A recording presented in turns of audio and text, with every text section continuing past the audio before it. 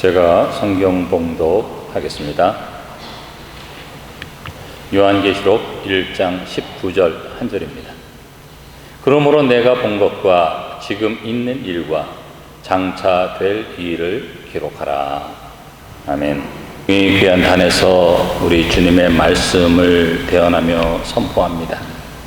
오직 말씀을 대언하는 나팔 되게 하시고, 이 말씀이 사랑하는 성도들 마음밭에 떨어져 많은 열매 맺도록 성령님께서 이 시간 친히 주장하시고 역사해 주옵소서. 예수님의 이름으로 기도하옵나이다. 아멘. 성경 66권은 하나의 거대하고 아름다운 왕의 궁전과 같습니다. 창세기가 그 웅장한 궁전의 현관이라고 하면, 모세 오경은 왕의 공의가 선포되는 법정이고요, 역사서는 하나님의 신실하심이 가득한 화랑입니다. 여러 가지 그림들이 쭉 그려져서 전시되어 있죠. 또 욥기는 철학자의 방이고, 시편은 음악실이고, 잠언은 집무실입니다. 전도서는 설교자의 예배당이고, 아가는 온실이지요. 선지서라고 하는 천문대에서 하나님의 비전을 바라본 후에 복음서라고 하는 접견실에서 마침내 왕이신 예수 그리스도를 대면합니다. 사도행전은 작업실이고, 서신서들은 서신을 주고받는 방이고, 성경의 마지막 책인 요한계시록은 왕의 보좌가 있는 아련실과 같아요. 우리는 매일 이 궁전에서 시간을 보내야 합니다.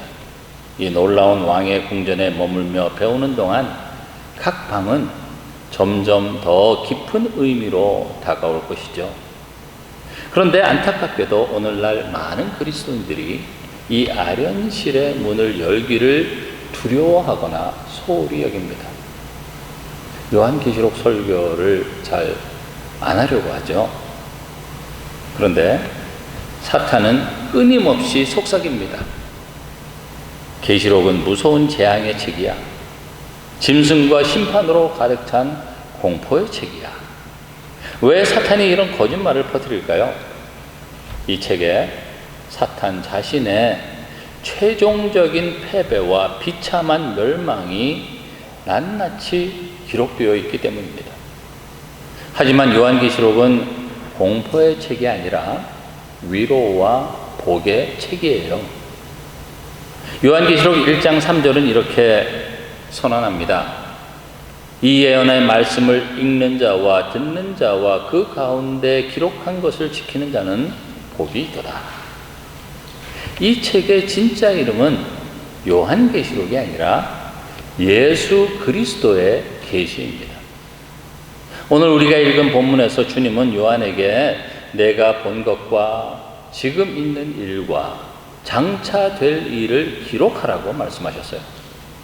이 세 가지 시간 속에서 우리는 인간의 역사나 미래에 대한 호기심을 채우는 것이 아니라 전 역사를 관통해서 승리하시는 우리 주 예수 그리스도를 발견해야 합니다. 왜냐하면 성경의 모든 역사는 그리스도를 향해서 흐르기 때문이에요. 오늘 우리는 이 세 가지 시제를 통해서 우리를 통치하시는 예수 그리스도의 영광을 바라보고자 합니다. 첫째, 주님께서는 내가 본 것을 기록하라고 말씀하십니다. 요한이 고개를 돌려서 가장 먼저 본 것은 무엇이겠습니까? 공포스러운 적그리스도나 세상의 파멸이 아니었어요. 12절에서 16절 사이에 나와 있는데, 요한은 7 금촛대 사이에 계신 부활하시고 영광스러우신 예수 그리스도를 보았습니다. 우리는 계시록의 상징들을 바라볼 때 항상 구약 성경이라고 하는 렌즈를 통해서 봐야 합니다. 요한이 본 금촛대는 구약의 성막과 성전에 있던 등잔대를 의미하죠. 출애굽기를 보면 구약의 금촛대는 장인들이 순금을 망치로 쉴 새 없이 두드려서 얇게 쳐서 만든 등잔대였어요. 이것은 무엇을 예표하고 있습니까? 바로 우리 주 예수 그리스도께서 걸어가신 고난의 길을 예표하는 것입니다. 이사야 선지자의 예언처럼 여호와께서 그에게 상함을 받게 하시기를 기뻐하사 질고를 당하게 하셨던 그 십자가의 참혹한 망치질을 통과하신 거예요. 요한이 만난 주님은 겟세마네와 갈보리라고 하는 연단의 불길을 통과하시고 죄와 사탄의 모든 권세를 부수고 나오신 순금과 같은 인자라고 하는 것입니다. 우리가 욥기를 보면 욥도 그 많은 고난을 당하고 나서 내가 순금같이 나오리라 라고 고백하고 있지 않습니까? 욥도 예수 그리스도의 모형이라고 하는 거죠.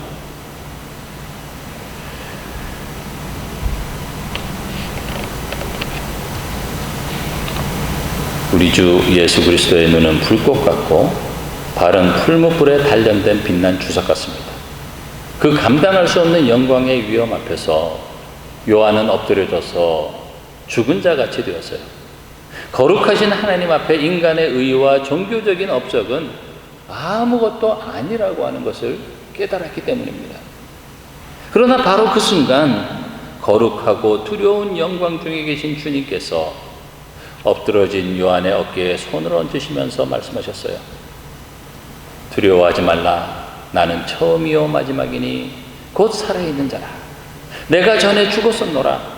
볼지어다 이제 세세토록 살아있어 사망과 음부의 열쇠를 가졌노니. 여러분, 이것이 요한이 본 환상의 핵심입니다. 교회가 바라보아야 할 환상은 흉흉한 세상의 정세에 관한 그러한 내용이 아니에요. 십자가에서 죽으셨으나 부활하셔서 사망 권세를 깨뜨리시고 지금도 왕의 복장을 하신 채 교회 한가운데를 거니시면서 우리를 붙드시는 예수 그리스도를 바라보아야 하는 것입니다. 우리의 시선을 세상의 위협에서 돌려서 우리의 삶 가운데 살아계신 우리 주 예수 그리스도에게 고정하시기를 축원드립니다. 둘째로, 주님께서는 지금 있는 일들을 기록하라고 말씀하시고 계세요. 이는 계시록 2장과 3장에 나오는 7교회의 현실입니다. 이 7교회는 역사 속에 실제했던 교회이지만 동시에 오고 있는 세대, 모든 세대, 특별히 오늘날 우리가 섬기는 교회의 부끄러운 초상화와 같습니다. 우리는 흔히 이 7교회를 보면서 행동 지침으로만 삼으려고 하죠. 에베소 교회처럼 첫사랑을 잃지 않도록 헌금과 봉사를 더합시다. 라오디게아 교회처럼 미지근해지지 않도록 열심을 냅시다. 물론 행위의 돌이킴은 중요합니다. 하지만 그것만으로는 인간을 절대 변화시킬 수가 없어요. 우리는 이 교회들의 비참한 실패 속에서 인간의 절망을 보고 그들을 향해 다가오시는 우리 주 예수 그리스도의 구속사적 은혜를 발견해야 하는 거예요. 에베소 교회는 정통교리를 소화하고 이단을 분별했지만 신랑 되신 그리스도를 향한 처음 사랑을 잃었어요. 매일 직장에 나가서 성실히 돈을 벌어다 주지만 정작 아내와 인격적인 대화와 사랑은 통째로 잃어버린 메마른 남편과 같습니다. 주님은 그들에게 행위를 더하라고 하지 않고 어디서 떨어졌는지를 생각하고 회개하라고 말씀하십니다. 그리스도의 십자가 사랑을 다시 기억해내라고 하는 거예요. 서머나와 버가모, 두아디라 교회는 밖으로는 박해를 받고 안으로는 니골라당이나 이세벨과 같은 타협의 유혹에 시달렸어요. 세상과 구별됨을 잃어버리고 거룩함의 기준을 적당히 낮추라고 하는 현실적인 유혹이었습니다. 또 사대교회는 살았다는 이름은 가졌지만 실상은 영적으로 완전히 죽은 교회였습니다. 라오디게아 교회는 물질적 풍요 속에서 스스로 부족한 것이 없다고 착각했지만 주님께서 보시기에는 미지근해서 입에서 토해내고 싶은 그러한 상태였어요. 이 교회들의 부끄러운 모습이 바로 오늘날 교회의 모습이자 우리 자신의 모습이 아닙니까? 겉으로는 종교적 프로그램이 가득하고 직분도 가졌지만 정작 골방에서 흘리는 눈물도 없고 십자가에 대한 감격도 없는 죽어가는 모습이 바로 우리의 모습입니다. 중세시대의 한 유명한 도자기 장인에게 철없고 영악한 조수가 있었어요. 그 조수는 장인이 보물처럼 아끼는 귀한 도자기를 관리하다가 그만 부주의로 바닥에 떨어뜨려 수많은 조각으로 깨뜨리고 말았습니다. 두려움에 떨던 조수는 장인 몰래 그 파편들을 조잡하게 풀로 붙여서 제자리에 두었어요. 들키지 않기 위해 겉에 가짜금을 칠하고 화려한 무늬를 덧그려 위장했습니다. 멀리서 보면 화려했지만 가까이서 보면 언제 부서질지 모르는 흉측하고 미지근한 상태였어요. 얼마 후 돌아온 장인은 그 도자기가 깨어졌다고 하는 사실을 단번에 알아차렸습니다. 조수는 무릎을 꿇고 벌벌 떨면서 처벌을 기다렸어요.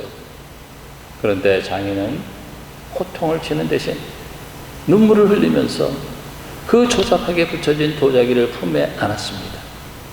그리고 도자기에 깨진 틈새마다 자신의 핏방울을 섞은 가장 순수한 정금을 녹여 부어서 완전히 새로운 예술품으로 재탄생시켰어요. 이전보다 비교할 수 없이 견고하고 아름다운 도자기가 된 것입니다. 그리고 그 중심에 장인의 거룩한 인장을 찍었어요. 여러분, 우리와 천사들의 차이가 무엇인 줄 아십니까? 우리가 천국에 가면요, 절대 타락할 수 없어요. 그러나 타락하지 않은 천사들은 타락할 가능성이 있습니다. 그래서 우리의 구원은 완전한 것입니다. 천국에서 완전한 행복을 누리는 거예요. 천사들은 항상 조심해야 됩니다. 타락할 가능성이 있기 때문에. 3분의 1의 천사들이 타락해서 마귀가 되지 않았습니까? 가능성이 있는 거예요. 그러나 한번 타락해서 우리 주 예수 그리스도의 보혈로 구원함을 받은 우리는 천국에 가면 더 이상 정죄나 타락이나 그런 것은 없습니다. 완전한 구원이에요. 여러분, 7교회의 상태가 바로 이 깨어진 도자기와 같았습니다. 가짜 위장으로 자신을 감추고 첫사랑을 잃어버리고 세상과 타협해서 금이 가고 영적으로 깨어진 상태였습니다. 그러나 이 지금 있는 일들의 위대한 반전은 교회의 타락상이 아니에요. 그럼에도 불구하고 이 비참하고 흠 많은 교회를 우리 주님께서 버리시지 않으시고 자신의 보혈이라고 하는 정금을 부어서 다시 살려내시는 예수 그리스도의 신실한 사랑이 핵심이라고 하는 것입니다. 우리 주님은 미지근하고 깨어진 라오디게아 교회의 문 밖에 서서 요한계시록 3장 20절에 보면 끊임없이 문을 두드리고 계십니다. 그들의 행위를 책망하시는 이유는 심판에서 깨부수기 위해서가 아니라 다시 그들과 더불어 먹고 마시는 친밀한 교제를 회복하시기 위해서였어요. 교회의 소망은 교회의 어떠함이나 인간의 도덕적 결단에 있지 않습니다. 흠 많고 점 많은 신부를 자기 피로 씻겨 거룩하게 하시는 신랑 예수 그리스도께 교회의 소망이 있는 것입니다. 그러므로 우리는 오직 예수 그리스도 한 분만 바라보고 오직 예수 그리스도 한 분만 선포해야 하는 거예요. 그리고 세 번째, 주님은 장차 될 일을 기록하라고 말씀하셨어요. 요한계시록 4장부터 22장까지 이어지는 거대한 역사의 피날레, 미래의 환상입니다. 하늘의 문이 열리고 요한은 하나님의 찬란한 보좌를 바라보았습니다. 그리고 하나님의 오른손에 7인으로 꽁꽁 봉해진 두루마리 책이 들려있는 것을 보았어요. 그 책은 온 인류의 역사와 구원, 그리고 최종 심판의 마스터 플랜이 담긴 책이었습니다. 그러나 하늘 위에도 땅 위에도 땅 아래에도 그 책을 펴거나 볼 수 있는 사람이 없어서 요한은 통곡하면서 크게 울었습니다. 인간의 힘과 지혜로는 이 꼬여버린 역사의 비극을 풀고 하나님의 공의를 실현할 자가 아무도 없었기 때문이에요. 바로 그때 한 장로가 울고 있는 요한에게 다가와서 외쳤습니다. 요한계시록 5장 5절이에요. 울지 말라. 유대 지파의 사자 다윗의 뿌리가 이겼으니 그 두루마리와 그 7인을 떼시리라. 요한은 세상을 힘으로 제압하는 위험 있는 사자의 모습을 기대하면서 눈물을 닦고 고개를 돌렸습니다. 그런데 그의 눈에 보인 것은 포효하는 사자가 아니었어요. 보좌 한가운데 일찍이 죽임을 당한 것 같은 한 어린 양이 처연하게 서 있었습니다. 여러분, 이것이 요한계시록이 보여주시는 기독교 역사의 가장 위대한 역설입니다. 우리 주님은 세상의 군사력과 폭력, 권력으로 승리하시는 정치적인 사자가 아닙니다. 오히려 자기 백성의 모든 죄와 저주를 짊어지고 갈보리 십자가 위에서 피 흘려 죽임당하신 유월절 어린 양으로서 세상을 이기셨습니다. 그 어린 양의 찢기신 몸과 흘리신 보혈이 사탄의 참소와 정죄를 완벽하게 무력화했고 우리를 죄에서 해방해서 하나님의 나라와 제사장으로 삼아주셨어요. 그 어린 양이 인을 떼실 때 세상에는 전쟁과 기근, 핍박과 대재앙이 일어납니다. 역사 속에서 교회는 끊임없이 세상 권력과 적그리스도의 세력에 짓밟히고 또 밀리는 것처럼 보입니다. 성도들의 피가 제단 아래서 어느 때까지니까 하면서 부르짖는 고통의 밤을 지나가게 되죠. 세상은 교회를 비웃으면서 자신들이 승리했다고 소리 높여 외칠 것입니다. 그러나 그것은 사탄의 마지막 발악일 뿐이에요. 7째 나팔이 울릴 때 성경은 마침내 온 우주에 선포합니다. 요한계시록 11장 15절 말씀이에요. 세상 나라가 우리 주와 그의 그리스도의 나라가 되어 그가 세세토록 왕노릇 하시리로다. 장차 될 일의 끝은 종말론적 공포나 우주의 파멸이 아닙니다.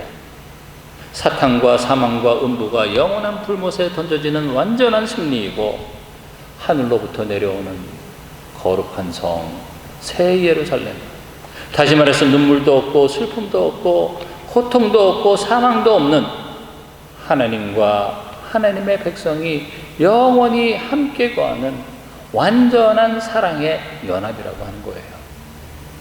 과거 2차 세계대전 당시에 폭격 속에서 호통받던 영국인들은 항상 좋은 시절이 오고 있다. 비록 아주 멀리 있을지라도 좋은 시절은 반드시 올 거야 라고 말하면서 서로를 위로했다고 합니다. 그러나 우리 그리스도인들에게는 막연한 희망사항이 아니라 보좌에 앉으신 어린 양이 자신의 피로 보증하신 확실한 미래가 있는 거예요. 이 역사의 피날레는 폭탄이 아니라 축복이고 전쟁이 아니라 영원한 평화라고 하는 것입니다. 말씀을 맺습니다. 사랑하는 성도 여러분, 오늘 본문 요한계시록 1장 19절은 우리에게 과거와 현재와 미래를 관통하는 단 하나의 거대하고 웅장한 진실을 선포하고 있어요. 그것은 바로 우리 주 예수 그리스도께서 통치하신다입니다. 여러분, 세상에 하나님이 어디 계신가 하고 말하는 그러한 많은 사람들이 있지만 하나님은 악한 사람도 사용해서 다 통치하고 계세요. 우리가 본 것은 십자가의 참혹한 연단을 통과하시고 마침내 부활하신 영광의 주님입니다. 지금 있는 일은 비록 교회가 넘어지고 성도가 흔들릴지라도 불꽃 같은 눈으로 살피시면서 주님의 피 묻은 손으로 끝까지 붙드시는 주님의 신실한 은혜라고 하는 거예요. 또 장차 될 일은 일찍이 죽임을 당하셨지만은 마침내 만왕의 왕으로 우뚝 서실 어린 양의 최종적이고 완전한 승리라고 하는 것입니다. 그러므로 우리는 오늘을 살아가는 이 험한 세상 속에서 세상의 거친 정세나 개인의 고난스러운 환경 때문에 낙심할 이유가 전혀 없습니다. 우리는 이미 결론을 다 알고 싸우는 싸움을 하고 있어요. 우리의 대장 되신 예수 그리스도께서 갈보리 십자가에서 이미 결정적인 승리를 거두셨고 그 승리의 마침표를 찍기 위해서 곧 다시 오실 것이기 때문입니다. 이번 한 주간 삶의 자리로 나아갈 때 깨어지고 금이 간 우리의 현실을 보면서 절망하지 마시기 바랍니다. 고개를 들어서 7 금촛대 사이를 거니시면서 우리의 삶을 붙들고 계신 영광의 주님을 바라보시기 바랍니다. 보좌에 앉으신 어린 양의 승리를 의지하면서 현재의 시련을 이겨내고 장차 올 영광을 소망하면서 당당하게 승리의 삶을 살아가는 우리 주 예수 그리스도의 택하신 모든 성도들이 되어 주시기를 간절히 축원드립니다. 기도하겠습니다. 존귀와 영광과 찬송을 받으시기에 합당하신 하나님 아버지, 어린 양 예수 그리스도를 보내주셔서 십자가 위에 대속의 죽음을 죽으심으로 우리의 모든 죄를 사하시고 부활하셔서 완전한 통치와 승리를 가져다 주신 것을 찬양합니다. 우리가 눈을 들어서 세상의 위협 대신에 보좌에 계신 주님을 볼 수 있게 하시고 우리의 삶이 깨어지고 금이 갈 때마다 주님의 보혈의 은혜로 우리를 덮어 주시기를 간절히 원합니다. 날마다 하나님의 말씀 안에서 참된 위로를 얻고 세상 속에서 넉넉히 이기는 자로 살아가게 해 주옵소서. 역사의 신실한 주관자 되시는 우리 주 예수 그리스도의 이름으로 기도하옵나이다. 아멘.